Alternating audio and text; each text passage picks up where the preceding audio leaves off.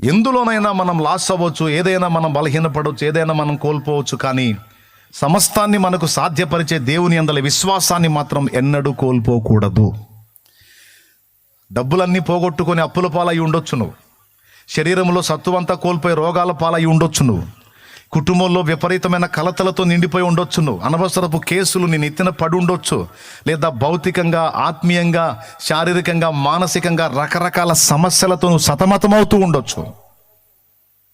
కానీ ఎన్ని విధాల నువ్వు నలుగుతున్నప్పటికీ ఒక్క విషయాన్ని నువ్వు జాగ్రత్త పడగలిగితే అవన్నీ మరలా చక్కదిద్దబడతాయి అనేది దేవుడు తన గ్రంథంలో ఇచ్చినటువంటి సాక్ష్యం. రకరకాల సమస్యలతో యోబు సతమతమయ్యాడు. ఆస్తులు కోల్పోయాడు, అంతస్తులు కోల్పోయాడు, పిల్లల్ని కోల్పోయాడు, దాసదాసి జనాంగం కోల్పోయాడు, ఎడ్లు, గాడిదలు, ఒంటెలు, పశువుల్ని కోల్పోయాడు, పొలములు కోల్పోయాడు, చివరికి తన బాడీలో, తన శరీరంలో ఆరోగ్యాన్ని కూడా కోల్పోయాడు. ఇన్ని కోల్పోయి ఆఖరికి భార్య ప్రేమను కూడా కోల్పోయాడు.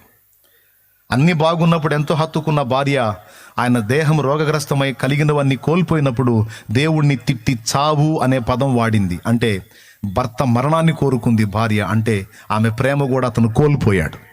అన్ని కోల్పోయినా ఒక్కటి మాత్రం గట్టిగా చేపట్టాడు. అదేంటంటే దేవుని యందలి విశ్వాసం. దేని యందలి విశ్వాసం? దేవుని యందలి విశ్వాసాన్ని అతడు గట్టిగా చేపట్టాడు. దాన్ని అయితే విడిచిపెట్టలా. కానీ చివరికి ఏం జరిగిందో తెలుసా? ఫ్రెండ్స్ వచ్చారు. ఫ్రెండ్స్ యోబును ఆదరిద్దామని పాపం అల్లంత దూరంలో యోబును చూసి 7 దినాలు పొట్టమార్చుకున్నారు ప్రేమను బట్టి. తీరా దగ్గరికి వచ్చిన తర్వాత మాటలతో తూటాల్లాగా పొడవటం మొదలుపెట్టారు. మాటలు ఈటెల్లా విసిరి యోబుని ఇంకా ఇంకా గాయపరిచారు తప్ప యోబుని నెమ్మదిపరచలేకపోయారు.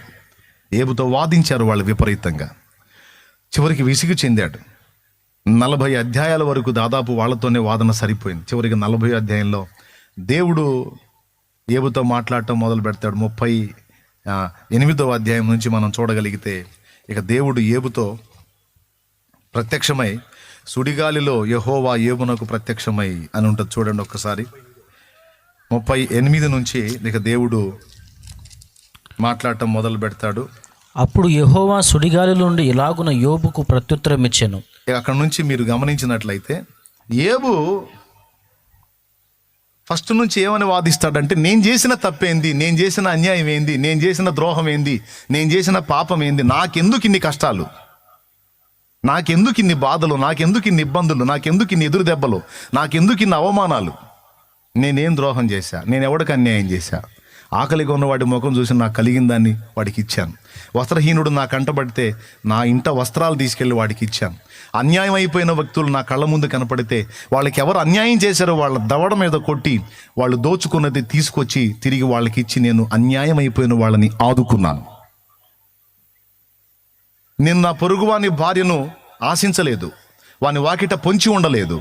నువ్వు ఏం కేసు పెడతావో పెట్టుదేవా నా మీద, ఏం నేరం మోపుతావో మోపు నా మీద, ఎక్కడ నా మీద తప్పు రాస్తావో రాయ్, నేను ఎక్కడ కూడా తప్పు లేకుండా ఉన్నాను.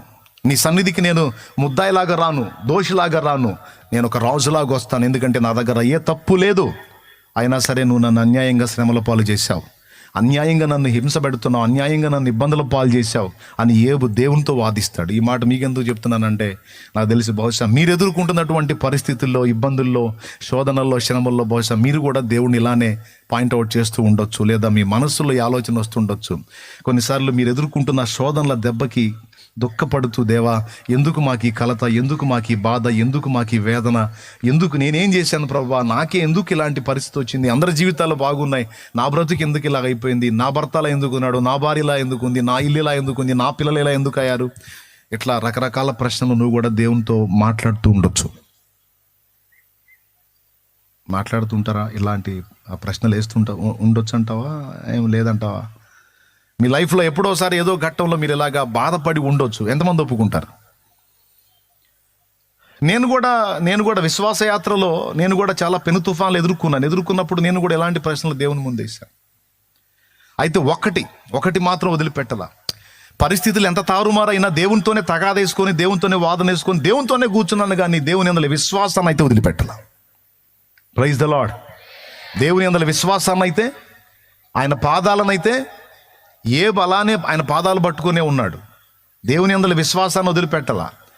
అయితే దేవునితో మాత్రం తగాదేసుకున్నాడు, వ్యాజ్యం ఆడాడు, దేవుణ్ణి వాదించాడు, ఎందుకు నాకు ఇలా చేసేందుకు. సరే, తీరా ఇంత అయిన తర్వాత బాగా వినండి, మీరందరూ ఇంట్రెస్ట్గా ఉన్నారు కదా, బాగా వినండి. తిరిగి ఏబుకు దేవుడు ప్రత్యక్షమయ్యాడు. దేవుడు ప్రత్యక్షమై వాదించడం మొదలుపెట్టాడు. సరే, ఇప్పుడు ఏబు అడుగుతున్న ప్రశ్నలు ఏంటి? నాకెందుకు ఇలా జరిగింది? నేను ఎవరికి అన్యాయం చేశా? నేనేం తప్పు చేశా? నేనేం పాపం చేశా? నేను ఎవరికి ద్రోహం చేశా? ఏం చేస్తే నాకు ఈ తీర్పు తీర్చావు నువ్వు? ఏం చేస్తే నాకు కడుపు కోత ఇచ్చావు? నా పిల్లల్ని ఎందుకు చంపావు నువ్వు? 10 మంది పిల్లల్ని ఒక్క దినమందే నువ్వు చంపావు. ఎందుకు చంపావు? నాకెందుకు ఇంత కఠినమైన శ్రమని ఇచ్చావు? నా శరీరం ఎందుకు ఇంత జబ్బు పాలైపోయింది? నాకు ఇన్ని కష్టాలు ఎందుకు వచ్చినాయి అని ఆయన వరుసగా ఫస్ట్ నుంచి కూడా నాకు అన్యాయం జరిగిందని ఈయన కేసు దేవుడి మీద అదే. సరే, తీరా దేవుడు ప్రత్యక్షమయ్యాడు. ప్రత్యక్షమైనప్పుడు దేవుడు ఏం ఆన్సర్ చేయాలండి? అబ్బాయి, నువ్వు ఇలాంటి వాడివి, నువ్వు స్వనీతిపరుడివి, నువ్వు ఇలాంటి వాడివి, అలాంటి వాడివి, కాబట్టి నీకు అవన్నీ కూడా తొలగించడానికి, నిన్ను శుద్ధి చేయడానికి ఇవన్నీ నీకు రప్పించాను అని ఏదో ఆన్సర్ చేయాలి. కానీ ఆ ఆన్సర్ చేయడు దేవుడు. దేవుడు ఏం మాట్లాడతాడు తెలుసా? నేను భూమిని నిర్మించినప్పుడు నువ్వు ఎక్కడ ఉన్నావు అని అడుగుతాడు. భూమిని నిర్మించేటప్పుడు దాన్ని మూలరాతిని వేసినప్పుడు నువ్వు ఎక్కడ ఉన్నావు అని అడుగుతాడు. నేను నక్షత్ర రాసులను ఏర్పరిచినప్పుడు నువ్వు ఎక్కడ ఉన్నావు? నీకు తెలిస్తే చెప్పు, అవి ఎలా జరుగుతాయి? నక్షత్ర రాసులు వచ్చినట్లు నువ్వు చేయగలవా అని అడుగుతాడు. ఏమయ్యా, ఇది ఎలా ఉందో తెలుసా? డాక్టర్ గారు, నాకు ఈ రోగం ఎందుకు వచ్చిందని డాక్టర్ గారిని అడిగితే, డాక్టర్ గారు ఆ మ్యాటర్ చెప్పకుండా మార్కెట్లో ఉల్లిపాయల రేట్ ఎంత అంటే ఎట్టుంటుంది? కడుపులో మంటది పేషెంట్కి. సార్, నా జబ్బు ఎందుకు వచ్చిందని నేను అడుగుతుంటే ఉల్లిపాయల రేటు అడుగుతారేంది సార్? అది సరే, కానీ ఇప్పుడు మిర్చి రేటు పెరిగిందా తగ్గిందా? ఈ మాటలు మాట్లాడితే పేషెంట్కి ఎట్లుంటుంది? సంబంధం లేని వ్యవహారం కదా. కానీ దేవుడు అయ్యే ప్రశ్నలు వేశాడు. నీటి గుర్రమును నువ్వు ఎరుగుదువా అంటాడు. మకరం సంగతి నీకు తెలుసా అంటాడు. నక్షత్రాల రాసుల సంగతి నీకు తెలుసా అంటాడు. భూమికి పునాదేశాన్ని నీకు తెలుసా అంటాడు. నీకేమైనా అర్థమైందా ఇది? అంటే దాని అర్థం ఏంటంటే, ఏబుకి ఆయన ప్రశ్నలకు ఆన్సర్ చేయకుండా దేవుడు తానేమై ఉన్నాడో మాట్లాడుతున్నాడు. ఏబుకి అంటే ఏంటో తెలుసా? ఇవన్నీ నువ్వు అడుగుతున్నావు నన్ను ప్రశ్నలు, అసలు నేను తెలుసా నీకు? నేను తెలుసా? నా కదలికలు తెలుసా? నా పనితనం తెలుసా? నక్షత్ర రాసులు వచ్చినట్టు చేసిన వాణ్ణి, భూమికి పునాది వేసిన వాణ్ణి, జంతువులని, మానవుల్ని, సమస్తాన్ని నిర్మించిన నిర్మాణకుడైన నేను పిచ్చి పనులు చేస్తానా ఏబో? పిచ్చి పనులు చేస్తానా? అన్యాయం చేస్తానా? అక్రమం చేస్తానా? పనికిమాలిన పనులు చేస్తానా? ఎందుకు నువ్వు అలాగ అడుగుతున్నావు? నా సంగతి తెలుసా నీకు అని దేవుడు పాయింట్అవుట్ చేసినప్పుడు, మీకు అర్థమైందో లేదో నాకు తెలియదు, కానీ ఏబుకు అర్థమైంది. ఏబుకు అర్థమై ఏమన్నాడో తెలుసా? పెద్ద తెలివిగల్లోలాగా నా జ్ఞానానికి, నా శక్తికి మించిన డైలాగులు వదిలాను, నాకు సిగ్గు వచ్చింది, నన్ను క్షమించయ్యా అన్నాడు. దేవుడు ఆయన అడిగినాటికి ఆన్సర్ చేయలే, తానేమై ఉన్నాడో మాట్లాడాడు. ఈరోజు నీతో కూడా దేవుడు అదే మాట్లాడుతున్నాడు. ఈరోజు కలతలలో కృంగిన నీతో, నేను తెలుసా నీకని అడుగుతున్నాడు. అంటే తెలుసా? విశ్వాసం ఉంచాం కానీ నీ మీద. ఏం విశ్వాసం ఉంచావు? నీ బొంద నేనేందో తెలుసా నీకు? అసలు అన్నీ కోల్పోయినా విశ్వాసం కోల్పోలా. సమస్తాన్ని ఈటుపోయినా ఈ విశ్వాసం విషయంలో ఈటుపోలా. పేదవాడు కాల, విశ్వాస విషయంలో బలవంతుడుగానే ఉన్నాడు ఏబు. దేవుని యందలి విశ్వాసంలో స్థిరంగా ఉన్నాడు. కనుకనే దేవుడు ప్రత్యక్షమయ్యాడు ఏబుకి. ప్రత్యక్షమయ్యి ఆయన అడిగిన ప్రశ్నలకు ఆన్సర్ కాదు, ముందు తానేమై ఉన్నాడో దేవుడు మాట్లాడాడు. దేవుని కెపాసిటీ ఏంటి? నువ్వు ప్రశ్నిస్తున్నావు నన్ను, నేనెక్కడా, నువ్వెక్కడా? నేనేదన్నా చేశాను అంటే ఒక భక్తుడిగా నువ్వు గుర్తించాల్సింది ఏంటంటే, సమస్తము సమకూర్చి నీ మేలుకు తెస్తానని గుర్తించుకోవాలి నువ్వు. నేనేదో విశ్వాసం ఉంచానంటే ఉంచానని కాదు. నేను ఏది చేసినా అందులో సంపూర్ణ న్యాయం ఉంటుంది, అన్యాయం ఉండదు అని నమ్ముటయే భక్తుని బాధ్యత. అది నిజ విశ్వాసానికి నిరూపణ. దేవుడు ఏ రిజల్ట్ ఇచ్చినా, దేవుడు ఏ కార్యం చేసినా నీ లైఫ్లో కావచ్చు, నా లైఫ్లో కావచ్చు, మన అందరి బ్రతుకుల్లో అది మేలుగా కనపడుతున్నా, కీడుగా కనపడుతున్నా, సుఖంగా కనపడుతున్నా, కష్టంగా కనపడుతున్నా, అన్నిటి వెనక ఆయన బృహత్తర ప్రణాళిక ఉంది, ఆయన ఉద్దేశం ఉంది, ఆయన ఆలోచన ఉంది. ఆయన పిచ్చోడు కాదనే సంగతి నీకు అర్థం కావాలి. విశ్వాసం ఉంచావా? మరి దేని మీద విశ్వాసం ఉంచాలో దేవుడు ఏబుకు నేర్పుతున్నాడు. దేని మీద తెలుసా? నేను జ్ఞానవంతుడనని నీవు విశ్వసించాలి. దేవునికి స్తోత్రం కలుగును గాక. ఏమంతుడు? జ్ఞానవంతుడు. దేవుని జ్ఞానం మన జ్ఞానానికి మించింది. అది ఎట్లా అంటే, దేవుని దగ్గర వెరితనం ఏదన్నా ఉంటే ఆ వెరితనం కూడా మన జ్ఞానానికి మించినదంట. కాబట్టి ఆ మహాజ్ఞానియగు దేవుడు, ఆయన యందు విశ్వాసం ఉంచిన మన జీవితాల్లో నీకు అనుమతించేటువంటి ప్రతి పరిస్థితి వెనక ఒక ప్రణాళిక, ఒక ఆలోచన, ఒక ఉద్దేశం, ఒక ఏర్పాటు ఉంటుంది. అనవసరంగా నిన్ను బాధల్లోకి నెట్టేసి, శ్రమల్లో నెట్టేసి, సరదాగా టైంపాస్ చేసి ఏదో ఆనందపడేదానికి ఆయన పిచ్చోడా? ఏమన్నా సైకోనా? ఏమమ్మా అప్పుడప్పుడు డైలాగులు వదులుతుంటావుగా, ఏమో దేవుడు కూడా పగబట్టినట్టున్నాడు నా మీద, అందరూ బాగానే ఉందా, నాకేందో ఇది దరిద్రం అర్థం కావట్లే, అసలు నేనేదో ఒక దారి అయ్యేటట్లు లేదు అసలు నా బతుకు అని ఒక్కోసారి సణుగుడు బయలుదేరిద్ది కొంతమంది జీవితంలో. సణుగుడు. ఇప్పుడు దేవుని సమాధానం ఏంటంటే, అంత మాత్రం అర్థమైంది నీకు నా గురించి. దేవుడు మహాజ్ఞాని. దేవుడు పిచ్చి పనులు చేయడు, పిచ్చి ఆలోచనలు చేయడు. అవి ఏవైనా సరే వాటన్నిటి వెనక దేవుని అద్భుతమైనటువంటి ఆలోచన, ప్రణాళిక, ఉద్దేశం, మన మేలు ఉంటుంది అనేది ఎవరైతే హృదయంలో విశ్వసిస్తారో వారు ధన్యులు, వారు భక్తిపరులు. ఎవరు భక్తిపరులు? ఎవరు దేవునికి ఇష్టలు?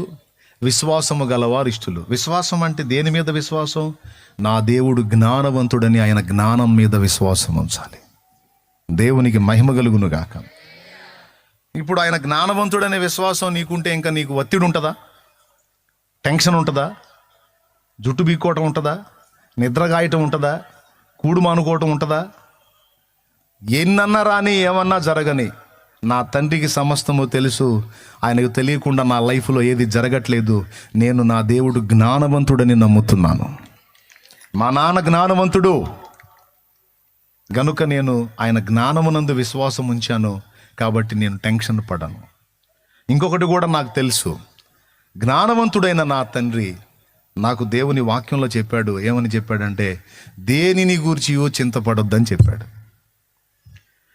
నేను నీ గురించి శ్రద్ధ నిలుపున్నాను గనుక నీ చింత యావత్తు నా మీద వేయమని నా దేవుడు మాట్లాడాడు గనుక నేను మెంటల్ ప్రెజర్ పెట్టుకోను అని నువ్వు ఫిక్స్ అవుతావు. నిజంగా దేవుడు జ్ఞానవంతుడు అని నువ్వు నమ్మితే. Praise the Lord. ఏమని నమ్మితే? జ్ఞానవంతుడని నువ్వు నమ్మితే ఆనుకుంటావు. ఆయన ఏవైనా చేయని, అవి పిచ్చి పనులాగా నీకు అనిపించినా సరే నువ్వు వాటిని తృణీకరించవు, స్వాగతిస్తావు. వాటన్నిటిని బట్టి నీకు స్తోత్రం ప్రభువా అని చెప్పగలుగుతావు. ఇక సణుగుడు ఉండదు, గొణుగుడు ఉండదు. ఒకవేళ ఇంట్లో ఈ మిగతా సభ్యులు ఎవరైనా అర్థం కానోళ్ళు ఏదన్నా సణిగినా గొణిగినా నీ డైలాగ్ ఎలా ఉంటుందో తెలుసా? నోరు మూయండి, ఇది దేవుడు అనుమతించకుండా మనకు వచ్చిందా? ఏది వచ్చినా సరే దేవునికి తెలియకుండా ఏది రాలేదు గనక ఆయనకు తెలిసి రప్పించాడంటే ఇది కీడులా కనపడుతుంది, కానీ దీని వెనక మనకేదో మేలు దాచబడి ఉంది అని పలకటం నేర్చుకోవాలి. నా ఫ్యామిలీకి నేను అదే చెప్పుకుంటా వచ్చేవాడిని. ఫస్ట్ నుంచి నేను విశ్వాసంలోకి వచ్చిన దగ్గర నుంచి ఎన్నో పెను తుఫాన్లు వచ్చినాయి, కానీ వచ్చిన ప్రతిసారి కూడా నేను నాతో ఉన్న వాళ్ళకి, నా కుటుంబ సభ్యులకి, నాతో పాటు నడిచే తమ్ముళ్ళకి నేను చెప్పే మాట ఏంటంటే, ఇన్ని ఒత్తిళ్ళు మనకు వచ్చినా, ఇంత శోధన మనకు వచ్చింది, ఇంత పరీక్ష మనకు వచ్చింది అంటే దేవునికి తెలియకుండా అయితే రాలేదు కదా. దేవుడు తెలిసి దీన్ని అనుమతించాడంటే దీని వెనక గొప్ప కార్యాలేవో దేవుడు దాచి ఉంచాడు, చేయబోతున్నాడు. వాటిని ఖచ్చితంగా మనం పొందుకుంటాం. ఎందుకంటే మన తండ్రి పిచ్చోడు కాదు, జ్ఞానవంతుడు. దేవుడు అంటే అర్థం కానోడు, అయోమయం అనుకున్నోళ్ళు ఉన్నారు. నిర్గుణం నిరాకారం నిరామయం దేవం అన్నాడు ఒక ఆయన. ఏంటి? నిర్గుణం నిరాకారం నిరామయం దేవం అని అంటే చెప్తా. నిర్గుణం అంటే నిర్గుణం అంటే గుణాలు లేనోడు. అర్థమైందా? ఆయనకి మంచి గుణాలు, చెడ్డ గుణాలు అనేది ఏ గుణాలు లేవంట. నిరాకారం అంటే అసలు ఆకారమే లేనోడు. నిరామయం దేవం అర్థం కాడు. మనకు అర్థం కాడు. ఒకటి, ఆయనకి ఆకారం లేదు. 2, గుణములు లేవు. 3వది మనకు అర్థం కాడు. ఈ 3 లేనివాడిని ఏమంటాం మనం? ఏమండి, నిజంగానే దేవుడు అలా ఉన్నాడా? దేవుడు నిర్గుణుడు కాదు, సుగుణాల సంపన్నుడు. ఆయన సగుణుడు, సుగుణుడు. ఆయన సుగుణాల సంపన్నుడు కాబట్టే నిన్ను నన్ను కూడా సుగుణాల్లో బతకమని చెప్తున్నాడు, దుర్గుణాలు వదిలిపెట్టమని చెప్తున్నాడు. ఓకే. 2వది నిరాకారం. ఆయనకు అసలు ఆకారమే లేదంటే ఆకారము లేనోడు మనకు ఆకారం ఎలా ఇచ్చాడు? ఆదికాండం 1:27 చెప్తుంది, 26, 27, దేవుడు తన స్వరూపమందు తన పోలిక చొప్పున నరుని నిర్మించెను. ఆయనకి స్వరూపం లేకపోతే, ఆయనకు ఆకారం లేకపోతే నీకు నాకు ఆకారం ఎలా ఇస్తాడు? అంటే కొంతమంది అలా నమ్మారన్నమాట, దేవుడికి ఆకారం లేదు అని. కానీ దేవుడు సాకారుడు, ఆయనకు ఒక ఆకారం. దేవునికి స్తోత్రం కలుగును గాక. 3వది నిరామయం దేవం. దేవుడు అర్థం కాడంటే పిచ్చోడి చేతితో రాయలాగా ఆయనకి ఇష్టం వచ్చినట్టు చేస్తాడు. ఒకసారి ఒక మేధావిని అడిగాను, సింపుల్గా చెప్పేశాడు, దేవుడు అంటే ఏం లేదు సార్, సినిమా డైరెక్టర్లు అంటాడు. ఏందట? సినిమా డైరెక్టర్లు అందరిని ఆయనే పెడతాడండి. విలన్ ఆయనే పెడతాడు, హీరోని ఆయనే పెడతాడు, కమెడియన్ ఆయనే పెడతాడు. మూవీ మొత్తంలో సెంటిమెంటు, కామెడీ, ట్రాజడీ, ఫైటు అంతా పెట్టుకొని మూవీ తీసి వదిలేసినట్టు దేవుడు ఇక్కడంతా అదే సినిమా కథనే నడుపుతున్నాడు, ఒక డైరెక్టర్ లాగా, ఒక దర్శకుడిలాగా అని చెప్పాడు. ఆయనకు అట్ట అర్థమైంది దేవుడు అంటే. అప్పుడు విలన్ని దేవుడే పెట్టి హీరోని దేవుడే పెడితే ఇద్దరిని పెట్టినప్పుడు ఇక విలన్ చెడ్డోడు కాదు, విలన్ని పెట్టిన దేవుడు విలన్ని పెట్టినటువంటి దర్శకుడు చెడ్డోడు అవుతాడు, అలాగా దేవుడు చెడ్డోడు అవుతాడు. అంటే ఈ మనిషి అభిప్రాయం ఏంటంటే సైతాన్ అనేవాడిని దేవుడే పెట్టాడు, వాడు చేత పీడించబడే వ్యక్తుల్ని కూడా దేవుడే పెట్టాడు. అంతా దేవుడేనండి, ఏం లేదు, మనదేం లేదండి, అంతా ఆయనే. ఆయన ఏం చేస్తాడో, ఆయన ఎందుకు చేస్తాడో మనకు అర్థం కాదండి అన్నాడు. ఓకే, నీకు అర్థం కాకపోతే అర్థం కాకపోని, మాకు దేవుని వాక్యం చదివినప్పుడు స్పష్టంగా అర్థమవుతుంది. దేవుడు అయోమయుడు కాదు, గందరగోళం కాదు, మహాజ్ఞాని. ఇప్పుడు చెప్పు, దేవుని యందు విశ్వాసం ఉంచుతున్నావా అంటే ఎందుకు ఉంచట్లా? ఉంచుతున్నాను. ఏ విభాగాల్లో విశ్వాసం ఉంచుతున్నా? పాయింట్ నెంబర్ 1, నీ దేవుడు మహాజ్ఞాని అని నీ వెరుగుదువా? మీ నాయన పిచ్చోడు అనుకుంటున్నావా? పిచ్చి పనులు చేసేవాడు అనుకుంటున్నావా? కాదు కాదు కాదు, ఆయన మహాజ్ఞాని.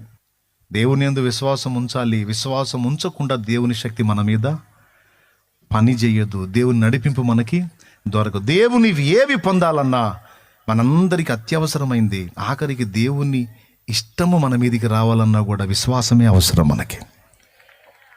విశ్వాసం లేకుండా దేవునికి ఇష్టడై ఉండుట. ఈ విశ్వాసం దేని మీద ఉంచాలి అనే దానికి చెప్తున్నా. మొట్టమొదటిది ఆయన జ్ఞానం మీద విశ్వాసం ఉంచాలి. దేవుడు పిచ్చి పనులు చేయడు, మహాజ్ఞానియగు దేవుడు. మన విషయంలోనే కాదు, ಎಲ್ಲ మానవుల విషయంలో దృష్టి నిలిపాడు, శ్రద్ధ నిలిపాడు. ఎంత జ్ఞానవంతుడంటే వినండి, ఆ మహాజ్ఞానియగు దేవుడు ಎಲ್ಲ మానవులను ఏకదృష్టితో చూశాడు, ప్రేమించాడు. భూమి మీద మహానుభావులు వచ్చిపోయిన తర్వాత వాళ్ళ చరిత్రలు రాస్తారు. కానీ మన దేవుని గొప్పతనం ఏంటో తెలుసా? ఆయన భూమి మీదికి కన్యమరియ గర్భాన పుట్టక మునిపే తనను గూర్చి, తను వచ్చే కార్యాన్ని గూర్చి, తను చేసే త్యాగాన్ని గూర్చి, సిలువ యాగాన్ని గూర్చి, తిరిగి లేచేదాన్ని గురించి, అధిపతి అయ్యేదాన్ని గురించి సకల సంగతులు తన పరిశుద్ధ గ్రంథం అందే కాదు ఇతర గ్రంథాలలో కూడా ఉండేటట్టు చేసి